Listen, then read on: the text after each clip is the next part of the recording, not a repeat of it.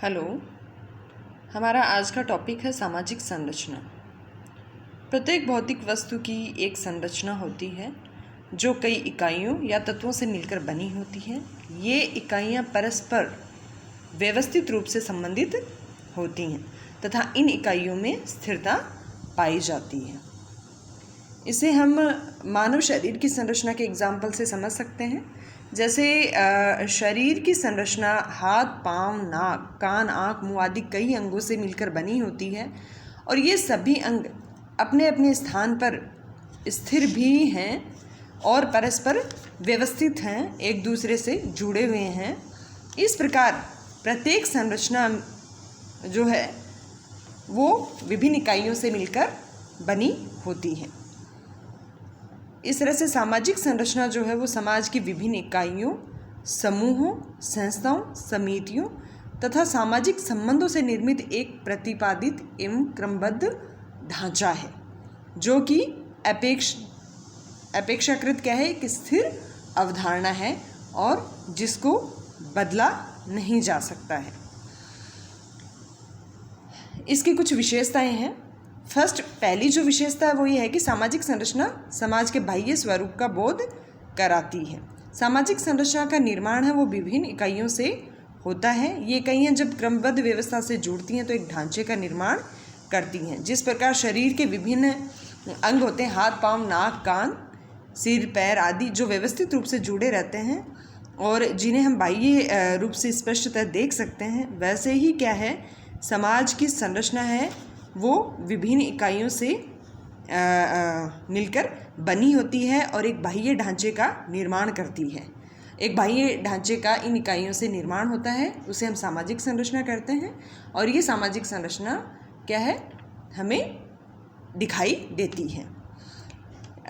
Second है, सामाजिक संरचना है वो अखंड व्यवस्था नहीं है।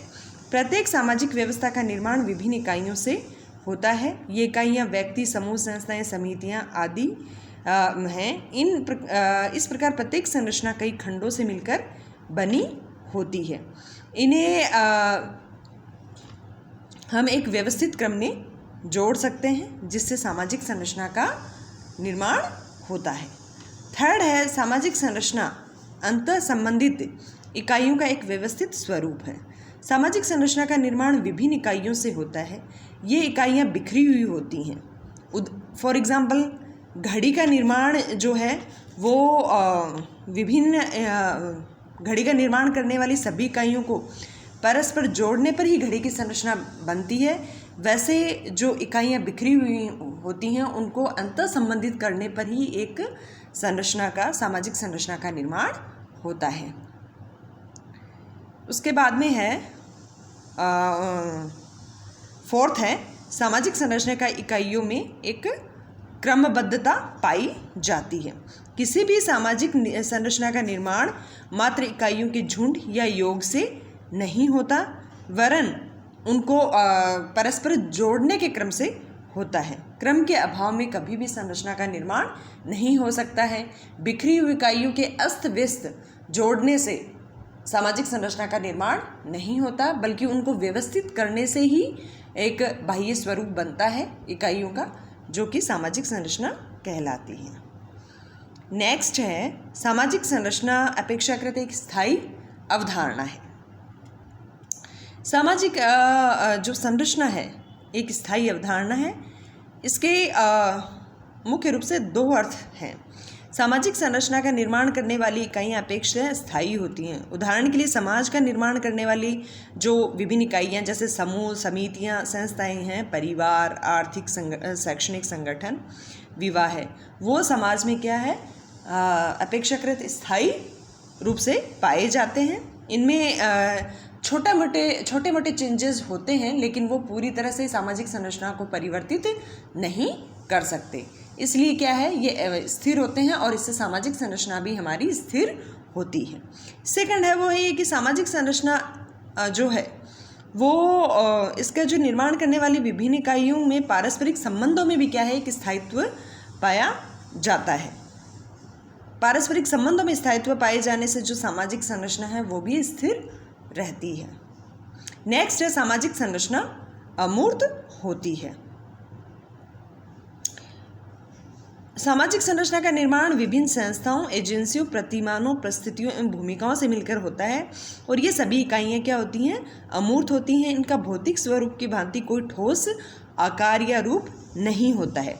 इन्हें हम ना तो देख सकते हैं ना ही छू सकते हैं। अतः इससे निर्मित जो हमारी सामाजिक संरचना होती है वो क्या होती है? अमूर्त होती है। जैसे समाज का निर्माण सामाजिक संबंधों से होता है, संबंध कभी दिखाई नहीं देते हैं, वो अमूर्त होते हैं। अतः हमारी जो सामाजिक संरचना है वो भी अनविजिबल है, दिखाई नहीं देती, इसलिए अमूर्त होती है। नेक्स्ट है सामाजिक संरचना का निर्माण अनेक उपसंरचनाओं से होता है। प्रत्येक सामाजिक संरचना का निर्माण कई उपसंरचनाओं से मिलकर होता है।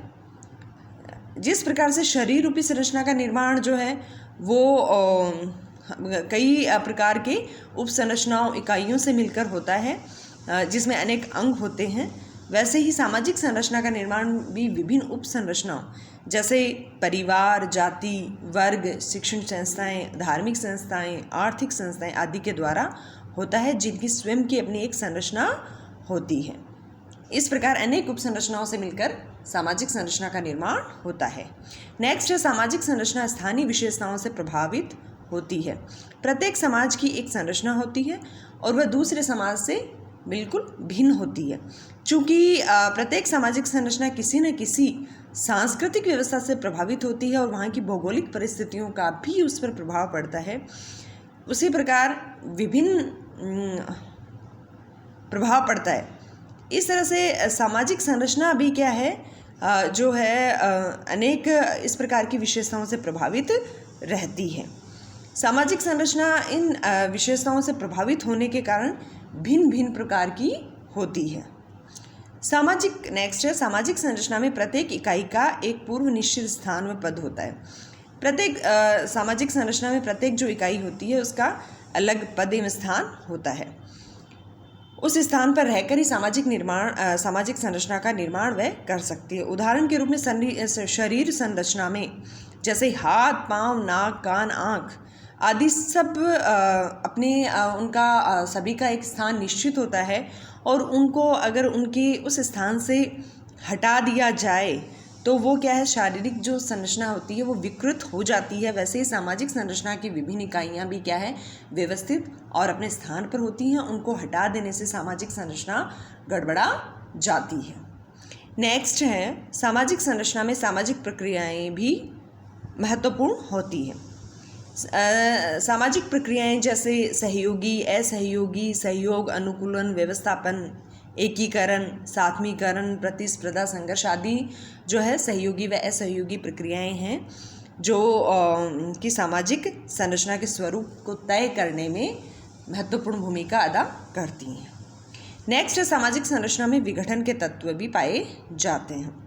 सामाजिक संरचना मानव की अनेक आवश्यकताओं की पूर्ति करती है, किंतु कोई भी सामाजिक संरचना अपने आप में श्रेष्ठ नहीं होती है। हर चीज़ के दो पहलू होते हैं। वैसे ही इसके बारे में भी कह सकते हैं कि ना तो अपने आप में श्रेष्ठ होती है, न ही इसमें पूर्ण संगठन पाया जाता है। कई बार ये समाज में विघटन भी पैदा करती है और समाज में क्या है, नियमहीनता ला देती है। तो इस प्रकार से इसमें संगठन एवं विघटन के दोनों प्रकार के ही तत्व पाए जाते हैं। तो ये है सामाजिक संरचना की विशेषताएं। फिर नेक्स्ट है सामाजिक संरचना के तत्व। मुख्य रूप से जॉनसन ने सामाजिक संरचना के 4 तत्वों का उल्लेख किया है। उसमें फर्स्ट है विभिन्न प्रकार के उपसमूह। सामाजिक संरचना का निर्माण कई प्रकार के उपसमूहों द्वारा होता है जो परस्पर अंतर संबंधित होते हैं। समाज में विभिन्न प्रकार की जो भूमिकाएं धारण करने वाले जो ये उपसमूह होते हैं, ये समाज में संगठित रहते हैं, समाज में संगठन पैदा करते हैं और ये एक तरह से सामाजिक संरचना को बनाए रखते हैं। नेक्स्ट है विभिन्न प्रकार की भूमिकाएं। उपसमूह की क्या विभिन्न प्रकार की भूमिकाएं होती हैं जो स्थायी होती हैं और उन्हें धारण करने वाले व्यक्ति की ये जो भूमिकाएं होती हैं वो उसे धारण करने वाले व्यक्ति की अवधि के बाद भी ये बनी रहती हैं। नेक्स्ट है नियामक मानदंड। ये मानदंड जो है भूमिकाओं के पारस्परिक संबंधों और अन्य प्रणालियों से संबंधों को निर्धारित करते हैं। इन्हीं के कारण सामाजिक अंतःक्रिया में क्या है, स्थायित्व पाया जाता है और नियमितता एवं क्रमबद्धता पाई जाती है। फिर नेक्स्ट है लास्ट, सांस्कृतिक मूल्य। सामाजिक संरचना में जो संबंधात्मक एवं नियामक मानदंडों के अतिरिक्त सांस्कृतिक मूल्य भी होते हैं, जिनके आधार पर वस्तुओं की तुलना की जाती है। मूल्यों के आधार पर ही हम क्या भावनाओं, विचारों, लक्ष्यों, साधनों आदि का मूल्यांकन कर सकते हैं।